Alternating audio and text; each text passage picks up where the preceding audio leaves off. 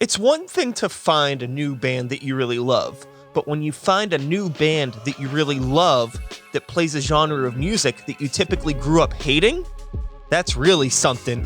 Grab your favorite pair of headphones and let's listen to this. For today's Headphone Hideaway, I want to talk about the 2006 self-titled release from Mutemath. For those of you unfamiliar with Mutemath, they're primarily an indie rock band, but over the years they've really pushed the boundaries of incorporating elements of multiple styles of music: soul, electronica, alternative rock, funk, jazz, hip-hop. Like, all these elements have really come together in a really cool way throughout the course of their discography. A lot of the music that I grew up listening to is always stuff on a more extreme spectrum, metal, punk, grunge, some alternative 90s stuff, and indie rock, for whatever reason, just never fell into my lap. It always seemed a little bit too pretentious, a little bit too safe, too clean, too nice. But this album came into my life, I think, at the perfect time. 2007, 2008, music was really starting to suffer from overproduction, especially a lot of the stuff that I was listening to. And with, the boom of the MySpace era and that generation, I feel like a lot of punk rock was getting stripped of everything that made it great, and a lot of metal and extreme music was kind of changing. It was developing. A new breed of people were doing all this deathcore stuff, and I jokingly like to say that this is the album that saved me from deathcore, because there's probably a good chance I could have fallen into that trap if I wouldn't have been reminded what real music actually is. No offense to any deathcore bands out there, just saying. I think that for me personally, I needed this. I was really caught in a weird place because I just wasn't a fan of so much of the music that my friends were listening to at the time.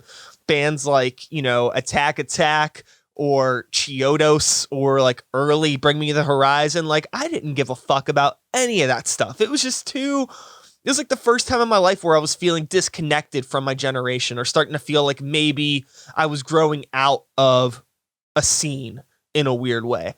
And this album really just fell into my lap at the perfect time. The way that they embraced electronics and like slight hip hop influences and cool beats, and with this, indie rock backbone, was something I had never heard before. And I fell in love with it immediately. And to this day, it is one of my favorite albums of all time. Mutemath are probably one of my favorite bands. It's like really personal. It's just like, I don't know. I think the other thing too, aside from needing this musically, I think a lot of the lyrical themes on this album really touched me in a way, just something that I kind of needed as a time in my life where, I jokingly talked about growing out of my scene and some not connecting as well with people around me musically. I think in a way I was not connecting with a lot of those people on a personal level too. You start looking for new people to be around and a new place to put yourself growing up. For me personally, in my early 20s, like really starting to come into my own, this was a super, super important album for me.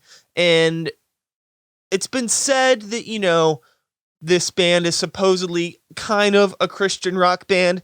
I don't have a problem with that. I'm not a Christian person by any means. And even the band themselves has said, wow, Paul Meany's band prior to Mutemath, Earthsuit, was a Christian band. Whenever Warner Brothers tried to market Mutemath as a Christian band, they fought against it. They didn't want to be labeled as a Christian band. And I think that's a fair thing. I think that you can write about religious topics and you can write about your religious upbringings, but that doesn't mean that you have to be labeled a Christian band. I see nothing wrong with writing about religion. And I think that was another thing too with growing up and coming from a background of being, an angsty 15-year-old kid listening to Cradle of Filth and thinking, Christianity was stupid and, religion was dumb. As I grew up, I started to be a little bit more empathetic towards other people's feelings and beliefs and, care more about the content of the person and not so much about what they believe in. And I think that I was able to, apply, maybe in a way, without me even realizing it, maybe some of the air quote kind of Christian, positive, you know, self-reflective vibes that this band was putting out into the air lyrically helped me see myself in a different light, and maybe it possibly helped me understand different people's views and respect them in a way that I never really quite realized until now that I'm saying it out loud. Huh. Holy shit. This album is fantastic, and I 1000% recommend it to anyone who is a fan of just no bullshit good songwriting. If you're a fan of electronics and cool guitar effects, if you're a fan of crazy production, if you're a fan of just strong lyrical themes and songs full of passion and emotion, like fuck, like this album has it all. It's super unique, and yeah, I probably, you know, one of my favorite albums of all time, without a doubt. Out of all albums that ever existed on the planet Earth, this is definitely up there as far as I'm concerned, and that's all I'm gonna say about that. Please check it out. I'll be back again next week with another recommendation. Until then, stay safe, take care of yourselves. Let me know what you've been listening to in the comments. If you want to share something fun, I'm always looking for new music.